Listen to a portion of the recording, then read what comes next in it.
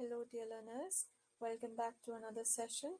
So, now today we're going to see about universal grammar and innateness hypothesis. So, we're just going to see the main claims of universal grammar. So, there are around 10 claims made by universal grammar. So, the first claim is that language universals, meaning that all human languages they share certain properties of language. So, that's the first claim.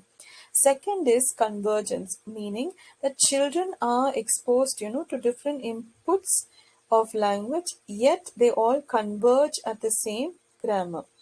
And the third point is the poverty of the stimulus, meaning that children acquire knowledge from which there's no evidence in the input. So there's no evidence about, how children acquire the knowledge of language. So that's the poverty of the stimulus. Next, fourth is no negative evidence. So, children, they know the structure and are, ungrammatical, and they do not acquire overgeneral grammar in spite of the fact that they are not exposed to negative evidence. And the next claim is that species specificity, meaning that we are the only beings or the only species that have language. The sixth claim is that there is ease and speed of child language acquisition. So it's believed that children learn languages quickly and effortlessly on minimal exposure than the adults. Then we also see uniformity, and that all children they acquire language and they go through the same stage in the same order. So this is one more claim of universal grammar. And then maturation effects. We see that language acquisition is sensitive to maturation factor, and it is relatively insensitive to environmental factors. So it is sensitive to maturization, aging. It's sensitive to aging, but it is insensitive to environmental factors, meaning environmental factors do not affect the learning process.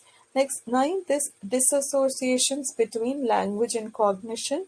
So some, clinical people have relatively normal language and impaired cognition, while some have impaired cognition and normal language. So there's a reversal, or it's vice versa.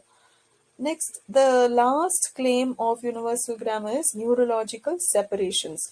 So, different brain circuits are responsible for representing the processes, the linguistic and the non-linguistic information. So, these were all the claims made by Chomsky in his universal grammar. So now let's see his another hypothesis, an important hypothesis given by Noam Chomsky, which is the innateness hypothesis. So according to the innateness hypothesis, the term was coined by Hilary Putnam, and it refers to the views of Noam Chomsky. So what was Noam Chomsky's view was that humans, at the time of birth itself, they have a knowledge of linguistic structure.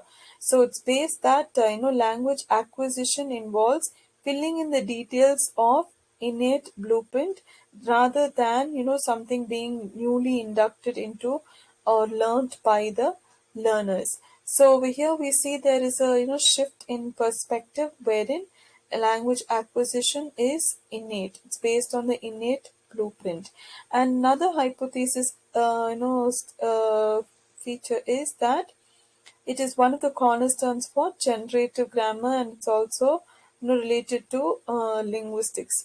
And there are arguments in favor of innateness hypothesis because it includes the poverty of stimulus, the universality of language acquisition, as well as experiential studies on learning and learnability. However, there are arguments that also criticizes, and the hypothesis is widely rejected, though, as others say that it's tradition and such as stage-based linguistics. So these two were the topics that we saw for today: universal grammar and innateness hypothesis. So thank you everyone for joining today's session. Hope you understood the concepts of universal grammar, like how it is it's common for all languages to have the same grammar, and also about innateness hypothesis, wherein it's believed that children learn language when they are born itself. So thank you again.